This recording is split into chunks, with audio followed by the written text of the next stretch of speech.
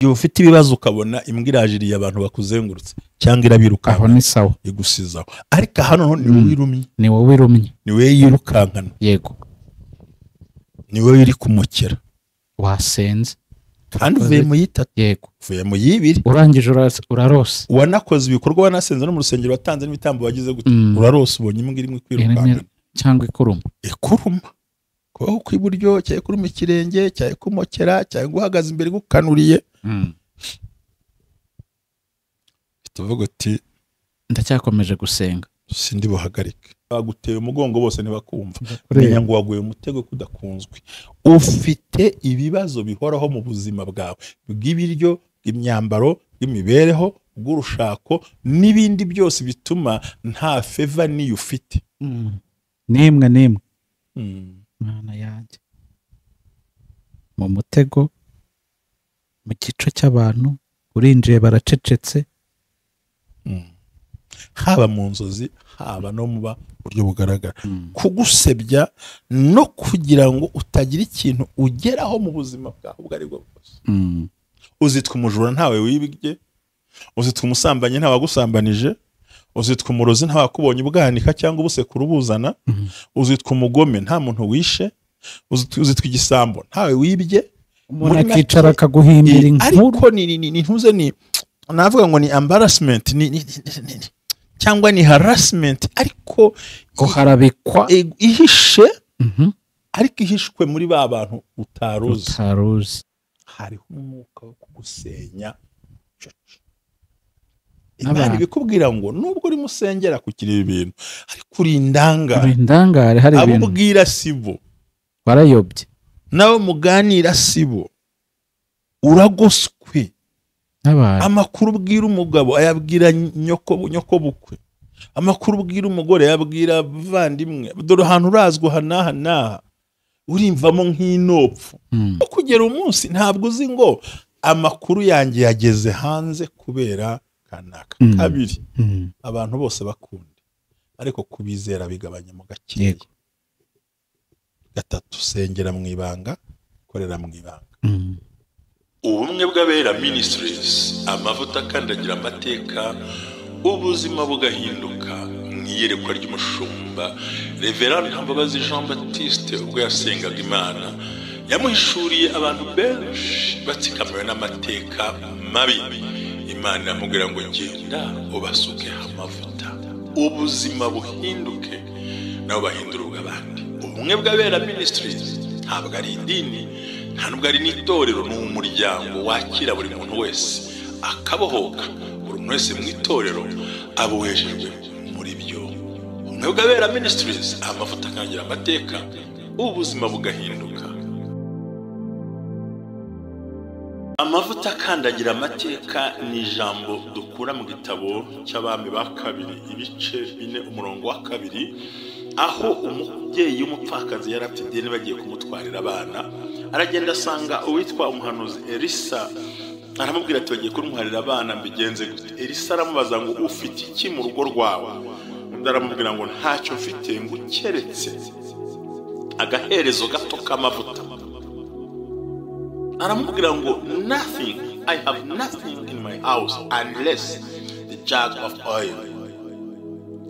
Aramubwira ngo genda utiri ibindi ukoresha ngo twatuye dusuzuguritse, ya mavuta make asuzuguritse niyo yatumye akandagira ideni arayishyura, byose bigenda neza. Icyo ufite, icyo ushoboye, icyo ubasha gukora, bwa buryo bwawe na yanze na bwa bwenge bwawe, icyo usuzuguye n'ikimana igiye guhera yo kubakira amateka.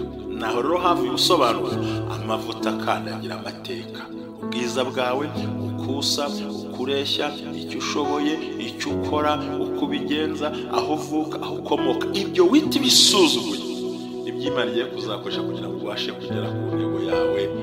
Amen.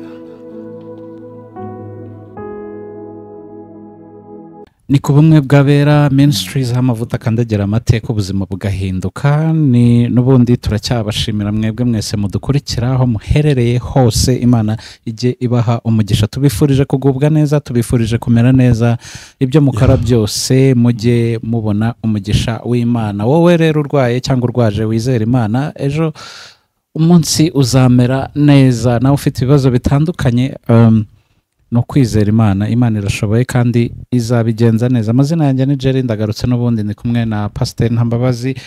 Ndagusuhuje cyane Pasiteri. urakoze cyane, Imana iguha umugisha. Rya jambo ry'ejo riracyagufasha? Ijambo ry'ejo ryari rikomeye cyane. Njye rero ndakomeje nanjye kunezerwa naryo. Yego. Nongeye kwakira abakozi b'Imana, nongera kubabwira yuko tuzajya dusengana n'abantu ku wa kabiri. Yego.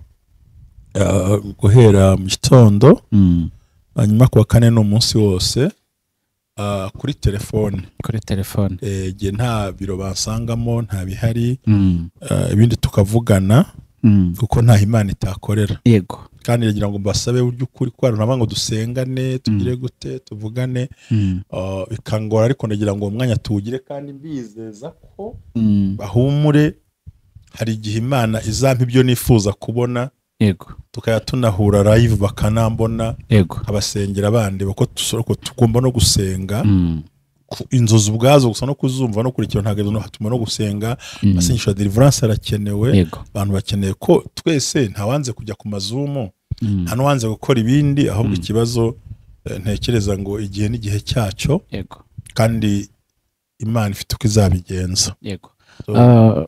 Ndumva bisobanuye neza. ubwo abantu bifuza gusengerwa cyangwa bifuza ko mwasengana, ndumva bisobanuye neza kwa kabiri ndetse no kwa kane. Kwa kane umunsi wose, kwa kabiri guhera mu gitondo gusa. Mu gitondo. Kereka abo nzaba nahaye yarandeba. Kandi by'ukuri biba byiza ko ubimgezaho ku wa mbere, kanyandikira ndifuza ko tuganira ku wa kabiri, ndifuza ku wa kane. Bifasha umuntu gutuma umwe waguhamagaye utamwicira gahunda. Yego. Ariko ntago nakucira ngo ndindire ubuze guhamagara tutavuganye. Kandi numva nzabafasha rwose ko nzashobozwa uko Imana. Ko abantu rero uyu munsi kuko ngiye kuvuga ku nzozi zikomeye, urabanza ndeke senge. Uzi kuba ubona uri mu muriro kandi ukabona ntuzima, wajya kuzima ikibatsi kikongera. Mana turagushimye kano kanya, tugushimiye kuri uyu munsi wa gatatu duhaye kubona ibyiza byawe n'ibitangaza byawe. Haraba ubuzima butemereye kubona uno munsi, haraba amahirwe atasekeye ngo babone uyu munsi, ariko twe twawubonye. Bivuze ngo hari ibyiza by'uyu munsi bidusohoreho, ibi by'uyu munsi ubiturinde. Imbaraga z'umwuka wera zitumanukire, yaba ari nge na Jerry, dufashe Mwami kugira tubashe gutsinda urugamba kubwa Yesu Kristo Umwami wacu. Amen. Amen. Urakoze cyane mushumba. Uravuze uti uzi kubona umuriro uzigo wari uzimye, ahubwo ikibatsi kikongera kigashibuka. Ubwo ndabihuza n'inzozi z'ejo twabonye. Twabonye inzozi z'ejo uvuga ati nubwo uri mu bibazo, nubwo uri guca mu bikomeye, nubwo uri guca, ariko uramutse urose izi nzozi, nushaka wicare wiruhutse, woge mu maso, uvuga uti Imana iranyibutse, irantabaye, bigiye gushira. Bitandukanye n'uyu munsi.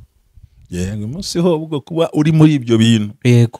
Warangiza ukongera ukabona izi nzozi tugiye kuvuga, umenye ngo cyafite ibihe byo gusengerwa. Twanavuzemo n'imbwa, tunavugamo no kwambara ubusa, tuvugamo n'imvura.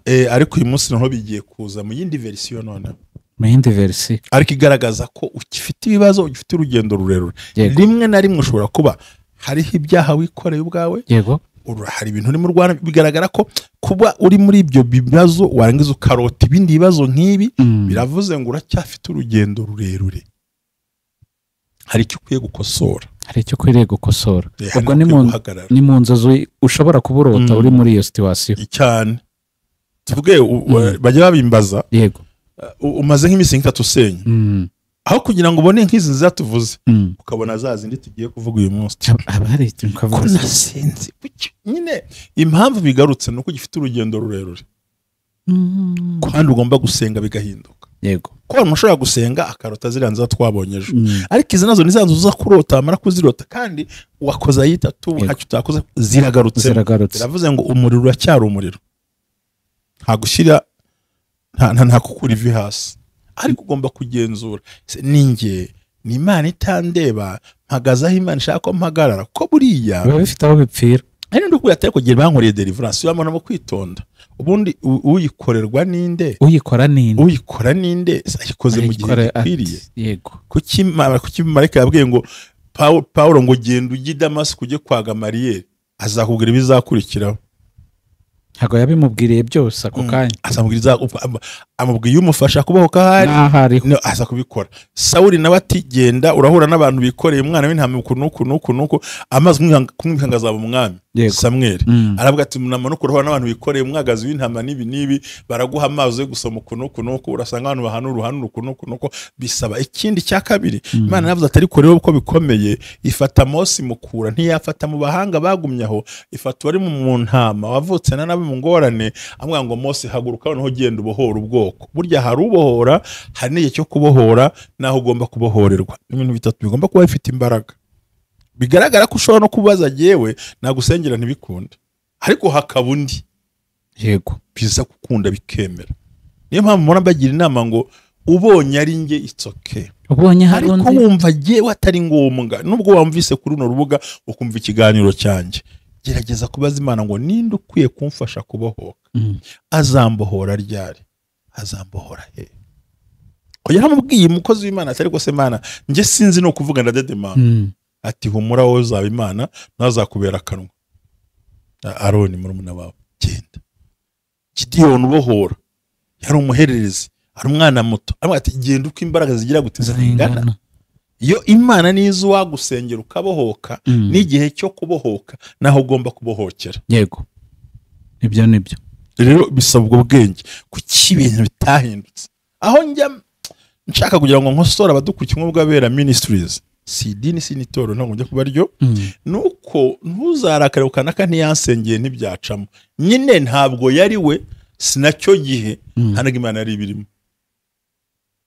Abantu babimenye kwikwira amantango nakango kukingo ngo navuye kuri kanaka mva kuri kanaka. Wikururwa n'amarangamutima, banza wumve ku mutima wawe umubohokeye ukuguhamanya uhamanya nayo ko kanaka ari we bagusengera. So rero izi nzozi ugiye kurota kandi wari uri mu bibazo, barakwanze, baraguhagurukiye, baraguteye, barakugambanira, mbega hirya no hino urumva intambara, ariko biranze n'ubundi ukimara kuyasohokamo hari inzozi urose arizo ugiye kutubwira. Kaduhere kuyo twavuze kare ukuntu yari nziza, ndabivuga nihuta cyane. Yego cyane cyane reka duhere kuri sinavuga ngo kira kuko urabona hari izigaragara kandi twabonye ngo imbwa irimo igufasha, irimo irya abaguhiga bakagenda, noneho irimo irakuruma wowe.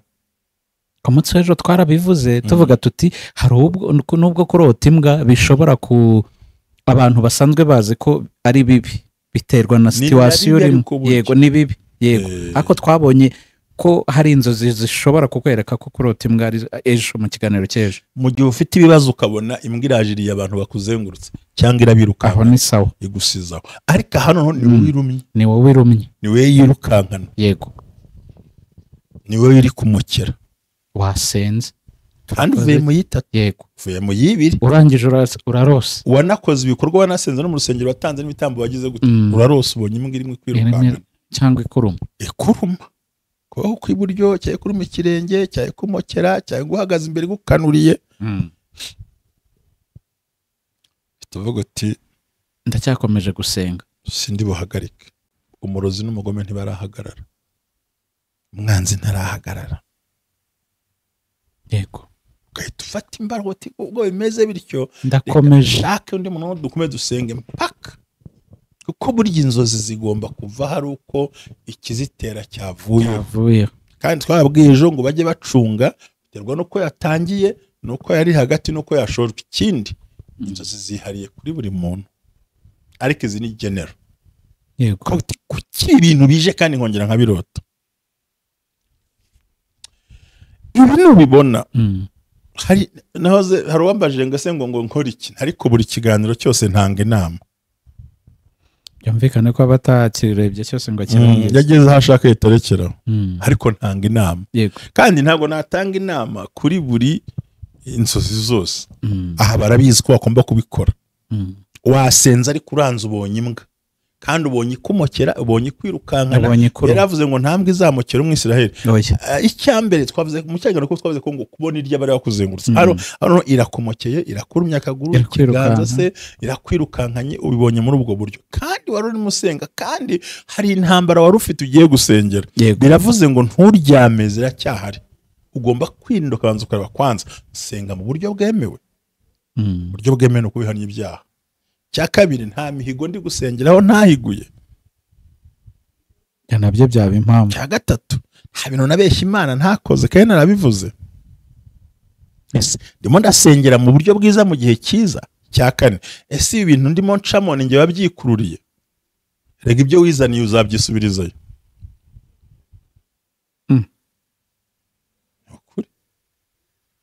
Ibyo wizanye uzabisubizayo. Hari ubwo ushobora kuba warabyizaniye utanabizi ko wabyizanye. Nyine wamenyerewe bisubizeyo.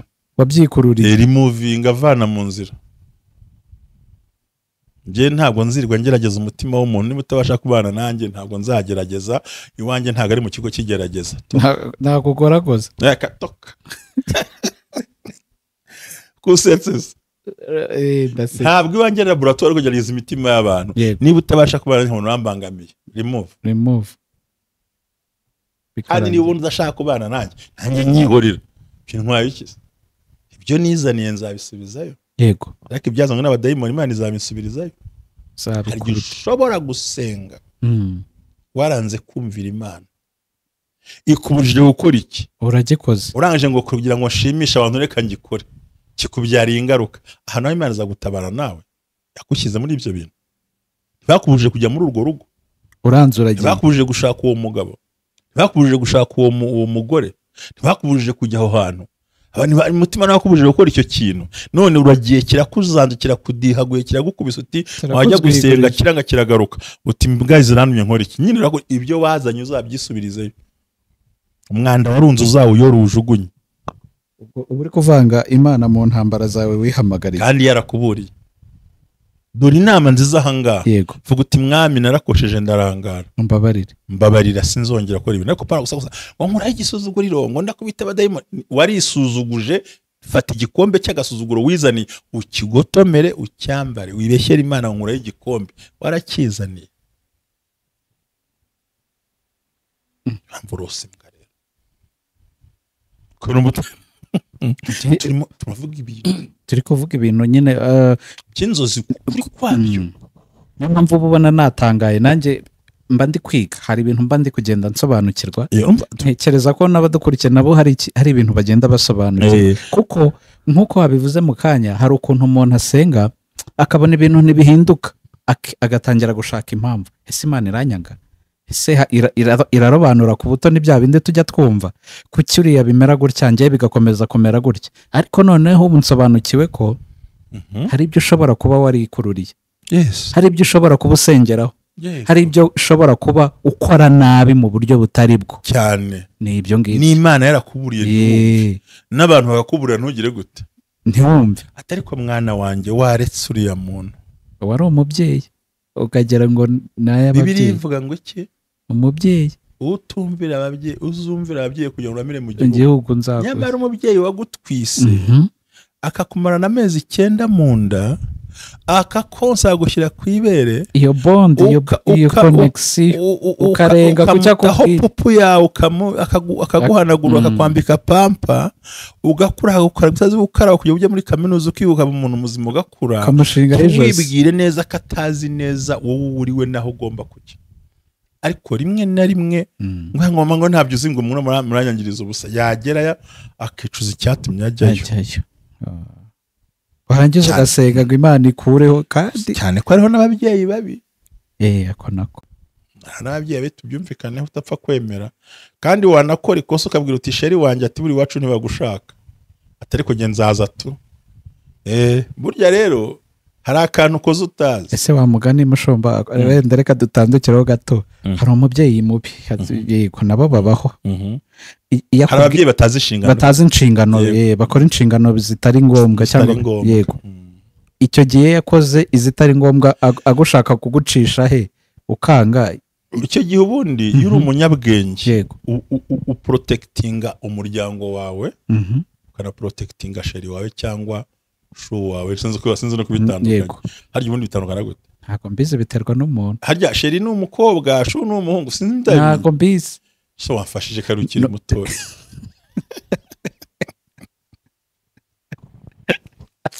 nari byo nakuriyemo nabyo urumva hadutse amazina menshi ariko ntacyo reka twikoreshereze umukunzi wawe ugomba kurinda umukunzi wawe Yego. kumwereka ko famiye itamwifuza yego kuko nuramuka uhagiye mu kabana azabigira inyuro nuramuka uzikosa ngo n'ubundi wanyu ntibashakaga ubwo ni wowe kazarusenya ubwo uteranije umuryango n'umuryango wawe bwite wowe ubyikoreye kandi wagombye kurinda sheri wawe cyangwa shu wawe cyangwa umushuti wawe ahubwo uti hari utaratungana ariko tuzatungana reka tuza gake tugire gutya kuko hari n'igihe bananiza nk'umusore cyangwa umukobwa pe ngo ntimushakane yego akarere wasaba bati ibyo ni amagambo yo hanze byihorere njye nawe turi kwa muri sheri noneho bize wacu ntabishaka baradohora ibi nibi wowe kumva urimo uravuga ibintu byiza kandi urabyangije urimo uribeshya ubwonko bw'umuntu barasevinga w'umweru ushyizeho agatashi uko biri kose hari igihe muzagera mu rugo umuriro waka yibuke ka kantu kagatashe gahite kabyuka ati ubundi ariko n'iwanyu ntibanashakaga nshakaga wari warabimbwiye n'ubundi n'iwacu baranambuje ndanga ndafosinga reka ndebe ugasanga umuntu abuze ubwira waba ko urwo rwamugoyemo akabura ahantu ajya akabura icyo afata kuko yararose twamuvuga ku muntu wizanira ingorane mu buzima ukizanira umuntu mu rugo ukizanira umuntu muri bizinesi ukizanira umuntu mu bucuruzi bwawe umuntu ukamuhamagara nk'uko uti ngwino ngo utoze gukora yarangiza agahita agukuraho abakiriya bawe ukibaza ni njye wamuzanye rero icyo wizaniye terura ugisubizeyo imana ntirimo ariko utashoboye kugisubizayo amabanga nabi cyambere no guca bugufi kabiri ukabwira imana uti imana narayobye sinumvise sinakurikiye inama z'ababyeyi ndasaba umpindurira ubuzima imbaraga ubwenge ariko undi oya mwami ndasenyagura ndakubita urakubita ibyo ukireka niwikubita wowe ni wowe munyamakosa yego icya kabiri ni ukurota ubona uziritse uhambiriye neza cyangwa waguye mu mutego ushaka umutego abantu bawuzi ushobora kuba waguye nko mu cyobo ushobora kuba ukavunika ukabona uhambiriye amaboko umenya yuko uri mu bibazo bihoraho mu ntambara y'ubuzima cyane cyane bigakora cyane kugira ngo utagira ikintu ugeraho uraboshywe mu buryo bw'umwuka mu buryo bw'umubiri bigaragara ngo nubwo wasenze usaba ko bihinduka ariko imana cyaguhishurira ngo uraboshywe ni ikintu gikomeye uraboshywe navuga ngo ni umutego ukuzengurutse cyane baguciriye igico ukagwa mu gico cy'abantu ukarota ukabona uguye mu gico cy'abantu cyangwa ukinjira ahantu wagera mu nzu ukabona bahise baceceka bakubonye uzatinye niwinjira ahantu bagahita baceceka bagahindura topic niyo byaba bitari mu nzozi ntekereza ko gutya mu buzima busanzwe ubibona utasinziriye itawaka ikikugenza cyangwa uhindure topic tugenda ahubwo uti narinje kureba mu ntize kano kantu n'agafite ati bakaguhe kugira ngo bakomeze bari kuri wowe cyangwa bavuga ibyo udashaka kuza kumva rero nko kurota mu nzozi ibyo ni ubusanzwe ugwa mu gico cy'abantu baguteza umutego kiziri kuboshywe cyangwa wajya mu bantu ukabona baguteye umugongo bose ntibakumva menya ngo waguye umutego kudakunzwe ufite ibibazo bihoraho mu buzima bwawe bw'ibiryo bw'imyambaro bw'imibereho bw'urushako n'ibindi byose bituma nta feva niyo ufite nimwe mwana yanjye mu mutego mu gico cy'abantu urinjiye baracecetse haba mu nzozi haba no mu buryo bugaragara ko hari umuntu ushobora kuba tukabona waziritse amaguru cyangwa amaboko ibyo byose bisobanura ko ufite ibibazo mu buzima ibibazo bihoraho yego ntabwo uragera kuri level yo kubohoka ukomeze igicaniro cy'amasengesho unahindura uko usenga unahindura n'abo musengana nunabishoboka ushaka undi muntu ugufasha uburyo bw'umwuka mu masengesho nta kirahi muri make bivuze ngo ni ibibazo mu buzima bihoraho nta kirahinduka mu rushako mu buzima mu mibereho mu bantu menya ngo byagukomereye iya gatatu yego ni ukurota wambaye ubusa ariko abantu bakakubona abo umwe abe babiri bakubonye uri muri mall urayizi ubwo ni mu isoko aya manini amasoko manini uri muri supermarket uri muri salo memo no mu rusengero wanabirota ayiwe uri wambaye ubusa habe hejuru habe hasi habe hose yego menya ngo ni umwuka uhishe w'ubugambanyi no kugusebya yego ndabyumva ni umugambi munini muremure yego ariko ugambiriye kugusenya kugusebya no kugira ngo utagira ikintu ugeraho mu buzima bwawe ubwo ari bwo bwose uzitwa umujura ntawe wibye uzitwa umusambanyi ntawe wagusambanije uzitwa umurozi ntawe wakubonye ubwanika cyangwa ubusekuru buzana uzitwa umugome nta muntu wishe uzitwa igisambo ntawe wibye umuntu akicara akaguhimbira inkuru ariko ni ntuze ni navuga ngo ni embarrassment cyangwa ni harassment ariko ko harabikwa ihishe ariko ihishwe muri ba bantu utaruzi avuga uti no ati uramva ati Jerry ati nta kuntu waduha nk'abantu batatu bakuza ati mbo wa mbere ni ntambabazi kumbi utanze avuga ati yo ntambabazi ati wo nguwo ati okay wa kabiri ninde ati ni runaka ati sawa bagaca kuri nge bati wabuzi Jerry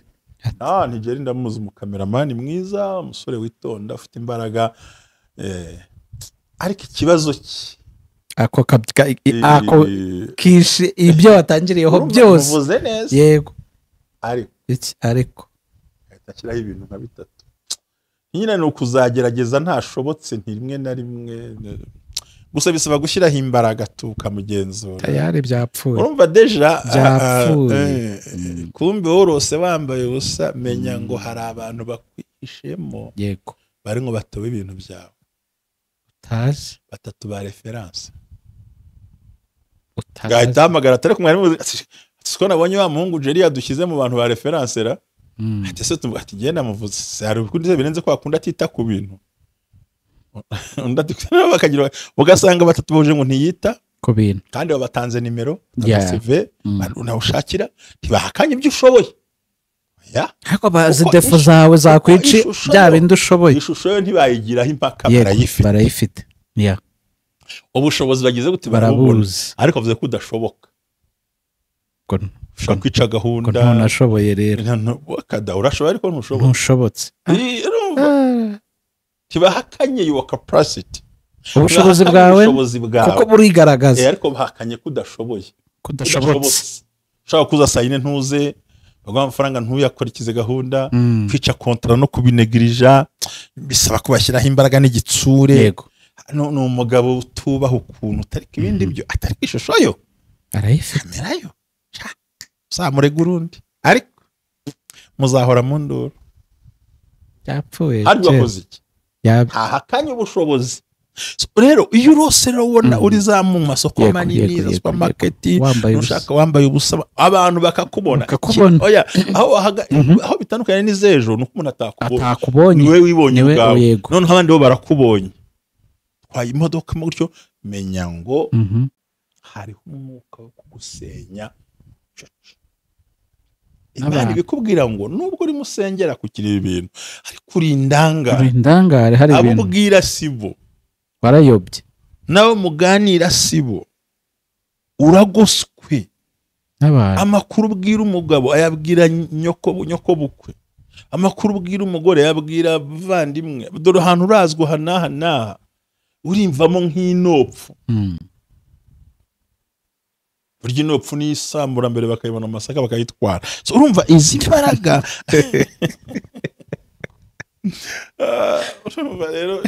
niba yabyiteye ngira ngo urimo urabyumva neza ariko yego ndi kubyumva cyane biba bisaba uburyo bwo guhindura imisengere n'icyo usengera n'icyo usengera nabo musengana n'inzira wacamo kugira ngo ugere ku cyo wifuza gukora yego ko n'icyo bikubwiye bakubonye wambaye ubusa ni mu nzozi rwose ndashaka hari akantu ngira ngo uvugemo cyangwa nkavugira ukumve yego mu kuvuga ngo ni umwuka wo kurwanywa bucece kandi urwanywa n'abantu bakurimo bari bugufi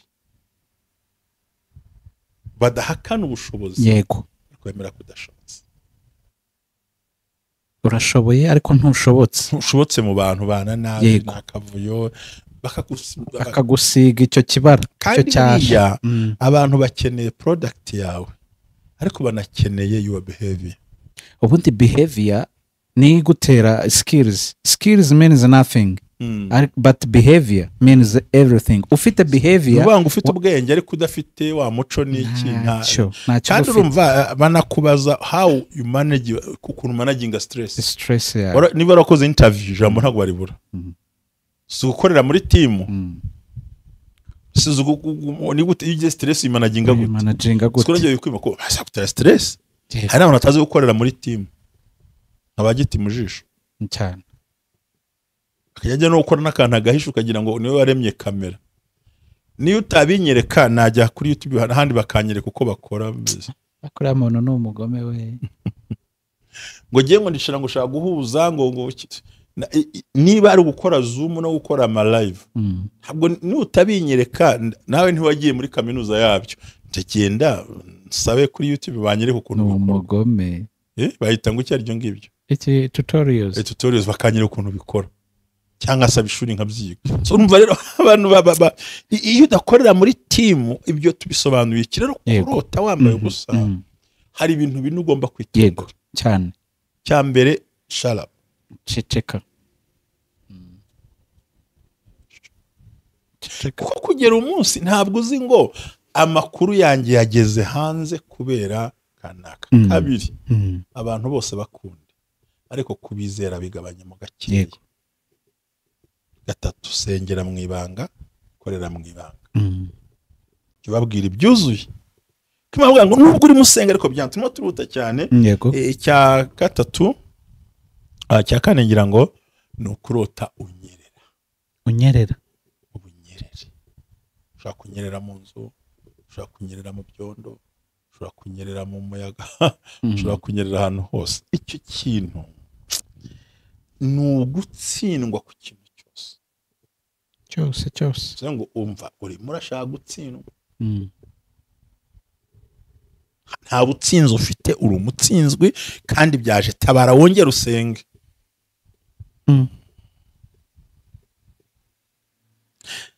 gutsindwa kuri byose aha hantu bisaba ko ukeneye ikiruhuko no kwiherera no gusenga no kumenya ngo bipfira nanyereye kuri hari abantu nyiraho ukanyerera ukagwa ariko wakanaka wamunyeraho ukanyerera ukagwa wagwisha n'amazuru akanyerewa karimi keza tuzambo ukanyerera ibyo ruvuga ngo utsinzwa ahantu hose rero mugire muri situation mbi ikomeye ariko ukarota bino bintu please be careful fata umwanya wo kuruhuka fata umwanya wo kwitekerezaho umwanya wo kugira ndabyitikira wari umaze kwisomera akantu ikindi inzozi ya gatanu niyo bita pupu feces man umwanda cyo bita amazirantoki ukomeye amazirantoki ngira ngo barabyumva hari byoroheje hari n'ibikomeye turi kuvuga ibikomeye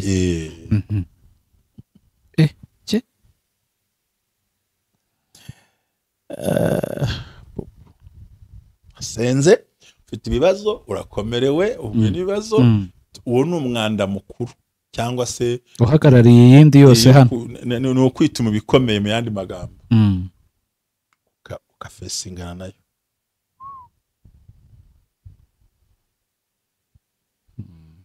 ukayibona nta bindi bivuze uhuye nayo uhuye n'amazirantoki kandi uhuye nayo wasenze ayitatu menya ngo hari ibintu bikwihisha inyuma byihishe umudayimoni wishe inyuma kandi ukomeye kandi ushaka kunyaga biragusaba kongera gusenga kabiri n'uyakandagira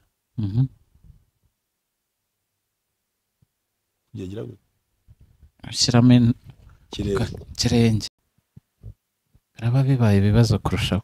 wari uzi ko bisobanura urupfu mu muryango? Ntabwo bari babizi burya. Kubitamo ikirenge gusa tayari mu mazirantoki muri mwanda ukomeye, kubitamo ikirenge. Dusenga urupfu ruvuze ubuha ruraje ruri, kandi abarozi bikozwe n'abantu b'abagome. Ikindi, kwibona urimo utunganya, urimo woza nka tuwarete ariko irimo za pupu nyine y'umwanda mukuru hari, urimo uyikirininga.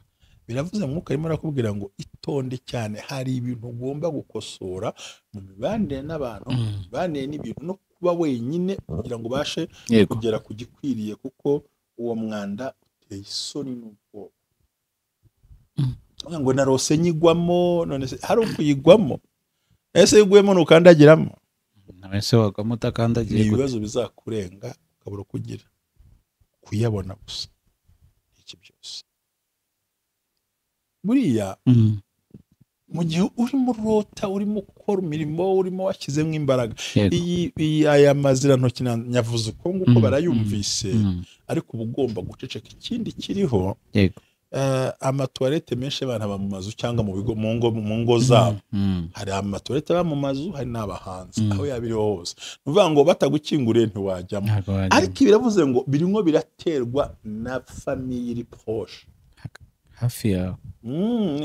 Wijya gushakira ku muntu wo muri quartier, dore katira ngaho hafi aho, kuwo hanze agutira urufunguzo ukamenya ari inde ugiye, no undi yose agutira iki.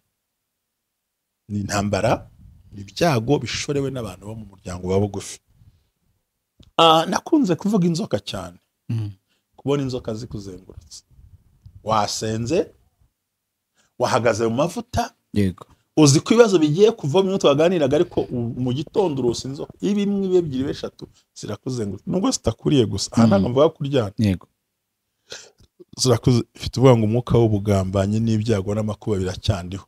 Gasenga kuba byatewe nanjye cyangwa abo nizaniye, ndimo ndihuta cyane. Yego. Cya gatatu ni ukwibona, ni ukubona impanuka imbere yawe.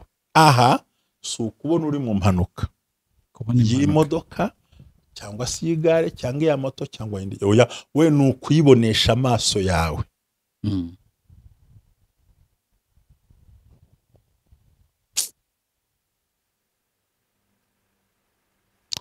Biravuze ngo ibyo wari witeze ntibyenda kuba, ahubwo hagiye kuza ikinyuranyo cyabyo. Yego. Cyane cyane yari accident mortel cyangwa itera urupfu. Aha ni impanuka tubonye, ushaka ko imodoka yagonze ipoto, ntabwo tuvuzemo abantu, kuko iyo haje nk'amaraso ni ikindi kintu. Moto yaguye hasi, nta maraso yaguye, mbega ubonye impanuka y'indege y'ubwato, urayibonye mu nzozi zawe. Yego. Kandi uri gusenga, uri mu bibazo bigukomereye, vuga ngo n'ubundi ibyo ndimo nshaka ntibiza gukunda, wongere wigenzure, wongere usenge.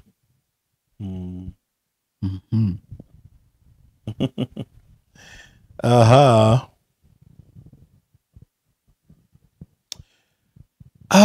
ikintu tugomba kureba kuri turi mu byondo, ibyondo byinshi bihagazemo, ibishanga biri nk'amazi, tugeze usanga turimo amazi, tugeze turimo n'ibyondo tubona. Icyo kintu menye ngo ni disappointment and bad news in your life.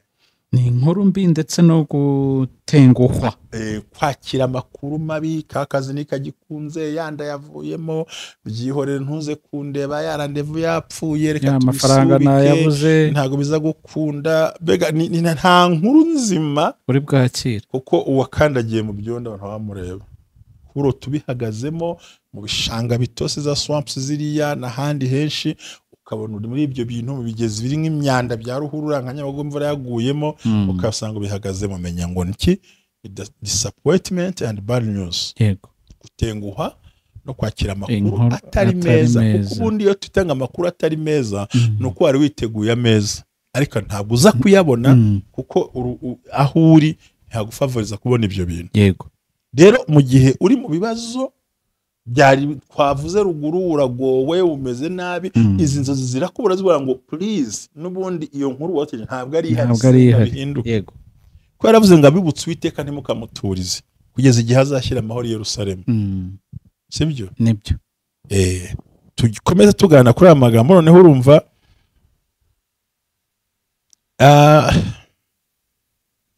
ikindi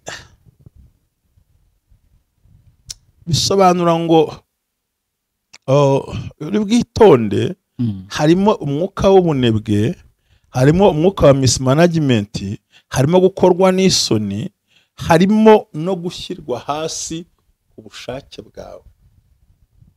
Impamvu yawe nayigarutsemo cyane kuko urabona niba wihaye ukumanura ntazakuzamura. Ntabwo bishoboka ngo reka mpfe kugerageza, ngo reka mpfe kwihangana, ngo hahirwe wihangana n'ibigeragezo ko bizajya gute. Bivuga ngo icyo gihe wowe icyo wikoreye nta kindi, ni wowe ubwawe, ni ubunebwe, mismanagement ufite, gukorwa n'isoni, ni wowe noneho no kuba utanze impamvu zo gushyirwa hasi n'utabikoze. Aho ngaho turacyakomeza niba ubona ko bikwiye. Hanyuma rero nko tumaze kubona uri mu byondo tuyogana no kubona amasazi. Yego, akuruka. Yego, ndazibona. Bya bimwe binini, bya bitoya, isazi ni inzozi mbi cyane cyane cyane cyane. Waba utari mu byago cyangwa uri mu byago, inzozi ziburira bisobanura fast. Ariko yaya masazi menshi urayabona. Ndayabona. Yagiye no kora nazira kubi. Hano nakota. Muntu arahida ntitinya gukora ku gikombe cyawe ahantu hose, none ireba hahandi kandi kajya kuzana umwanda gasiga hahandi gakwiza indwara. Burya mu bintu bikwira kwiza indwara n'amasazi aba. Yego.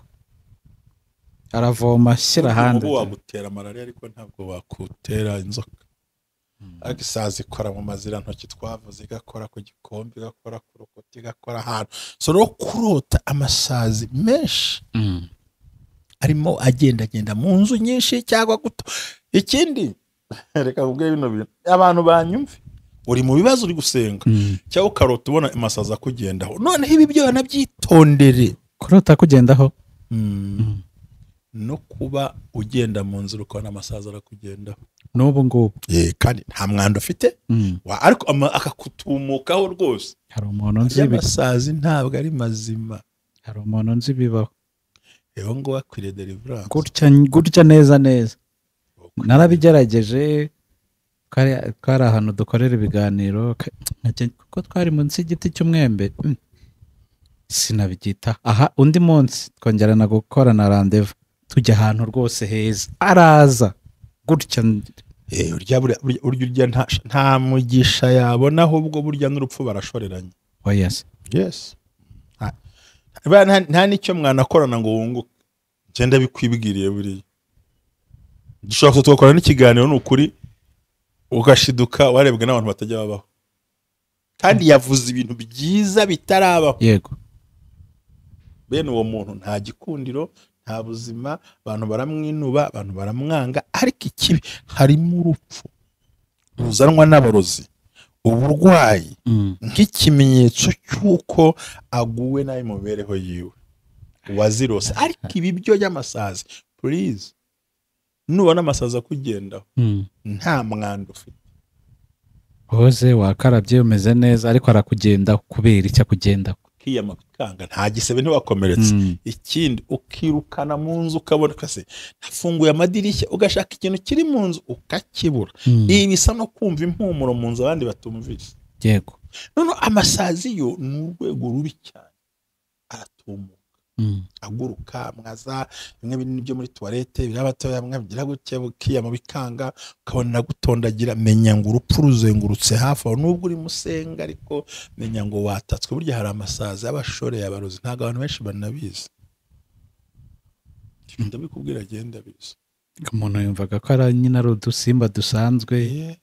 Hari udusimba dusanzwe nyine zukayirukana, ariko hari ibindi ubona ari bitererano kabisa. Yego. Kagira ngo mu nzu nirumbuka sina. Byagenze. Mugashaka umwanda uri mu nzu. Ubona. Mugashaka aho umwanda uri. What? noneho ngo n'amakuru utaruzi hari n'igihe utere uriya miti yica umuti amasazi yego mu kanya imwe murashiramo hakazana kandi ikigusetsa n'uteye nk'umuti ushaka intumbi zayo ntuzibone akanguha amakuru ariko by'imbaraga z'abarozi kana nicare neza mbibabwire neza aha n'iki ugatera umuti ugashaka aho zaguye ukahabura umuti washaza ikagaruka kibaye ukabona ikibazo umwana w'amasazi ukibaza ko cyumuntu amasazi amugenda ntasa nabi ntakarabye nabi arasa neza nahumura ariko umusazi asanga mu modoka yinjiyemo ukabona umuntu arabangamiwe rero numva n'ibyo bintu mwana jimenya ngo amakuba n'ibyago n'akaga byagusatiriye kandi wasenze wasenze pe hanyuma rero ariko ubonye uri kuzirukana ntizigende zikeneye se tanagenda bisaba ugomba gusenga ni ikimenyetso cyuko hariho urupfu rwa simusiga n'ibyago bya simusiga ku buzima bwawe irukana ushyireho imbaraga usenga ariko iyi mvuze mu nzozi none nayibona mu buryo bugaragara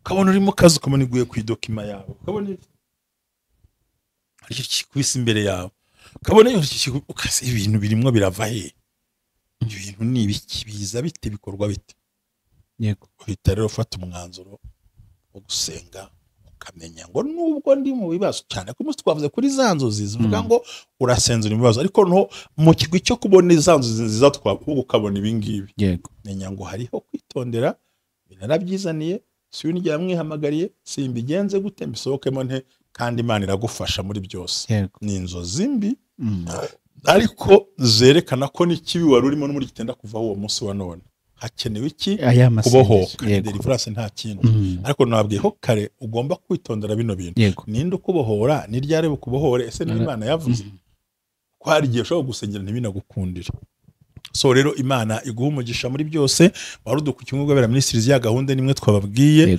nibwira ko no muri punchline nibiza gukunda baza kumva kare akantu kaya masazi ko hari igihe abangama pe ibyo mvuga barabyumva ariko buri yego birumvikana cyane Imana iguha umugisha mu izina rya Yesu amen urakoze cyane